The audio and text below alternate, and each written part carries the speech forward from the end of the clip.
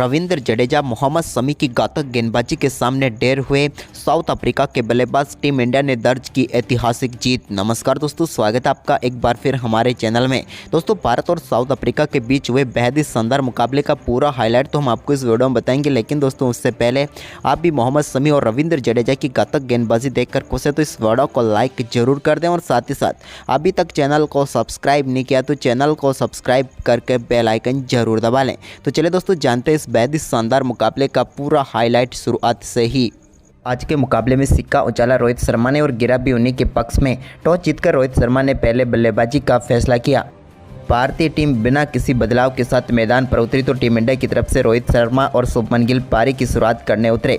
पहले ओवर की चौथी गेंद पर रोहित शर्मा के बल्ले से कवर के ऊपर से एक बेहतरीन चौका देखने को मिला, जहां पर उन्होंने गेंद को बाउंड्री लाइन के पार भेज दिया। तो वहीं पर दूसरे ओवर की तीसरी गेंद पर मार्को एंसन की गेंद को शानदार तरीके से एक कवर ड्राइव के जरिए कमाल की तरीके से ही चौके के लिए भेज दिया शुभमन गिल ने। तो वहीं पर दोस्तों इसी ओवर की पांचवीं गेंद पर भी उनके बल्ले से एक और शानदार चौका मिडॉन की तरफ से देखने को मिला और शुरुआती 2 ओवर में ही टीम इंडिया ने कमाल की शुरुआत कर दी। तो वहीं पर उसके बाद तीसरे ओवर में रोहित शर्मा ने दूसरी गेंद पर एक और कमाल का शॉट पॉइंट के ऊपर सही खेला और गेंद को बाउंड्री लाइन के पार भेज दिया। तो वहीं पर इसी ओवर की तीसरी गेंद पर भी उनके बल्ले से एक और शानदार चौका देखने को मिला।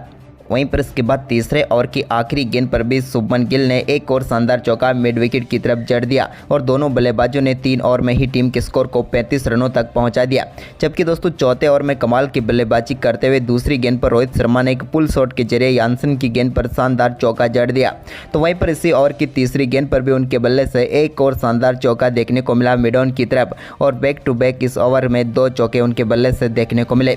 जबकि पांचवें ओवर में भी कमाल की बल्लेबाजी करते हुए रोहित ने दूसरी ही गेंद पर एक और शानदार चौका जड़ दिया। लेकिन दोस्तों रोहित के बल्ले से इस मुकाबले का एक और शानदार छक्का पांचवें ओवर की तीसरी गेंद पर देखने को मिला, जब उन्होंने लुंगी एंगिडी की गेंद को कमाल की तरीके से लेग साइड में खेल दिया और गेंद को 6 रनों के लिए बाउंड्री लाइन के पार भेज दिया एक बेहतरीन फ्लिक शॉट के जरिए। तो वहीं पर इसी ओवर की पांचवी गेंद पर भी उनके बल्ले से एक और कमाल का शॉट देखने को मिला और इस बार भी गेंद को उन्होंने सीधे 6 रनों के लिए बाउंड्री लाइन के पार भेजा। अब भारतीय टीम का स्कोर काफ़ी तेजी से आगे बढ़ रहा था, लेकिन दोस्तों रोहित शर्मा ने इसी बीच शानदार बल्लेबाजी करते हुए इस साल के अपने 58 छक्के जड़ दिए और एक साल में सबसे ज़्यादा छक्के जड़ने वाले बल्लेबाजों की इन्होंने बराबरी भी कर ली। लेकिन इसके बाद दोस्तों 6वें ओवर की 5वीं गेंद पर रबाडा ने रोहित शर्मा को तेम्बा बाउमा के हाथों कैच करा कर पेविलियन भेजा।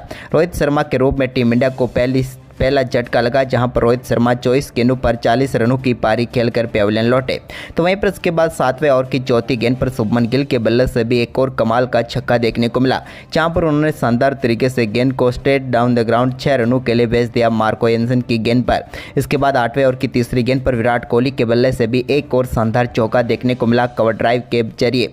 तो इसके बाद 9वें ओवर की दूसरी गेंद पर शुभमन गिल ने एक शॉर्ट गेंद पर शानदार तरीके से गेंद को मिड विकेट की तरफ भेजा और एक और शानदार चौका बटोर लिया। अब भारतीय टीम का स्कोर एक बार फिर काफी शानदार तरीके से आगे बढ़ रहा था, क्योंकि अब विराट कोहली भी अपने लय में आ चुके थे।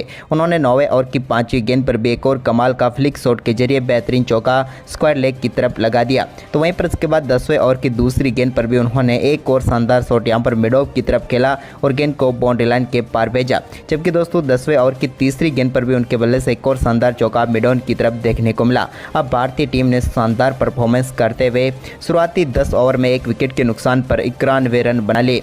लेकिन दोस्तों इसके बाद भारतीय टीम को 11वें ओवर की तीसरी गेंद पर दूसरा झटका लगा शुभमन गिल के रूप में।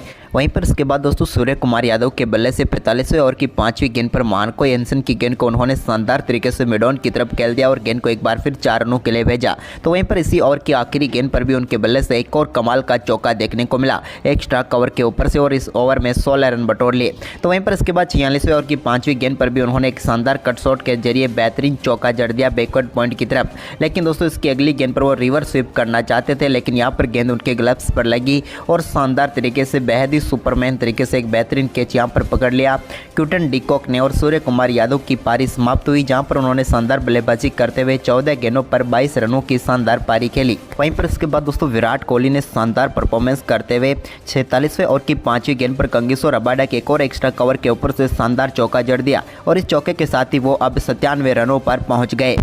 इसके बाद दोस्तों शानदार बल्लेबाजी करते हुए 49वें ओवर में अपना 49वां ही शतक ठोक दिया विराट कोहली ने और महान सचिन तेंदुलकर के शतकों के रिकॉर्ड की बराबरी कर ली और इतिहास रच दिया। लेकिन अभी भी भारतीय टीम के स्कोर को आगे बढ़ाने की जिम्मेदारी इन्हीं के कंधों पर और भी आगे लेकर जाना था। वहीं पर दोस्तों इसके बाद रविंद्र जडेजा के बल्ले से कमाल का एक शॉट देखने को मिला, जहां पर उन्होंने 50वें ओवर की दूसरी गेंद पर गेंद को सीधे 6 रनों के लिए बाउंड्री लाइन के पार भेजकर एक और शानदार छक्का लगा दिया और भारतीय टीम को 316 रनों तक पहुंचाया। इसके बाद दोस्तों अगले इसी ओवर की तीसरी गेंद पर भी रविंद्र जडेजा ने लॉन्ग ऑन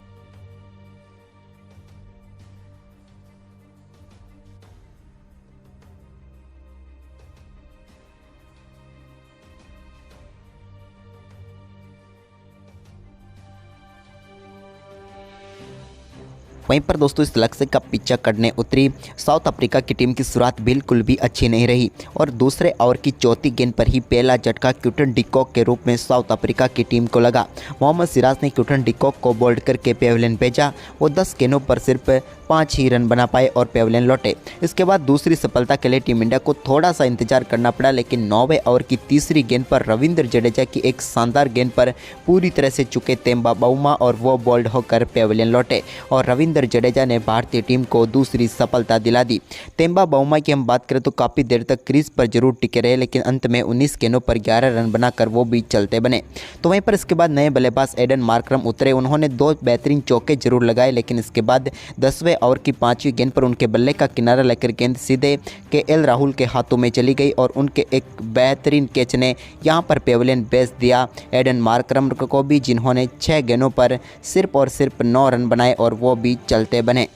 वहीं पर दोस्तों एडन मार्करम के आउट होने के बाद नए बल्लेबाज हेनरी क्लासन क्रीज पर उतरे, लेकिन उनको भी 13वें ओवर की 5वीं गेंद पर चलता किया रविंद्र जडेजा ने। एक शानदार गेंद पर एक बेहतरीन रिव्यू भारतीय टीम ने लिया और इस रिव्यू सक्सेसफुल हुआ और हेनरी क्लासन भी पेविलियन लौटे, जिनको रविंद्र जडेजा ने आउट किया। वो 11 गेंदों पर सिर्फ 1 ही रन बना पाए।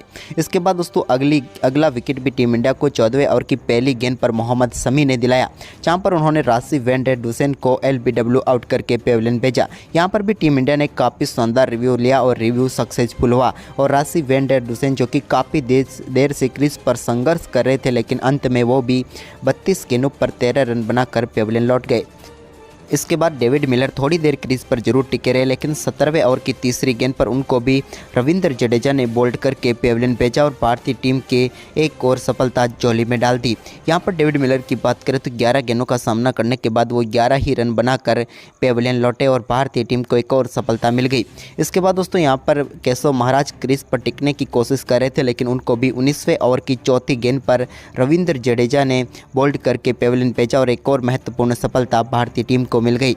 अब तो यहां पर मुश्किलों में फंस चुकी थी साउथ अफ्रीका की टीम, क्योंकि अब अपने सभी महत्वपूर्ण विकेट मात्र 67 रनों पर गंवा चुकी थी। लेकिन इसके बाद 8वीं सफलता दिलाई टीम इंडिया को कुलदीप यादव ने, जहां पर उन्होंने एक शानदार गेंद पर यहां पर मार्को येंसन को कैच करवाया सीधे रविंद्र जडेजा के हाथों में और भारतीय टीम को एक और यानी कि 8वीं सफलता दिला दी। बात करें यहां पर मार्को येंसन की तो काफ़ी देर तक क्रीज पर टिके रहे और वो भी अंत में यहां पर सिर्फ 30 गेंदों पर 14 रन बनाकर पेविलियन लौट गए। वहीं पर इसके बाद दोस्तों रविंद्र जडेजा ने घातक गेंदबाजी करते हुए कांगिसो रबाडा को कॉटन बोल्ड आउट करके अपना पंजा खोल दिया और 5वां विकेट भी उन्होंने चटका लिया। इसके बाद दोस्तों मोहम्मद शमी ने टीम इंडिया को आखिरी सफलता दिलाई और मात्र 83 रनों पर साउथ अफ्रीका की टीम को ऑल आउट करके भारतीय टीम ने 243 रनों से इस मुकाबले को जीत लिया। तो दोस्तों आपको टीम इंडिया की ये जीत कैसी लगी, हमें अपनी राय कमेंट बॉक्स में जरूर दें और इस वीडियो को ज़्यादा से ज़्यादा शेयर जरूर करें। धन्यवाद दोस्तों।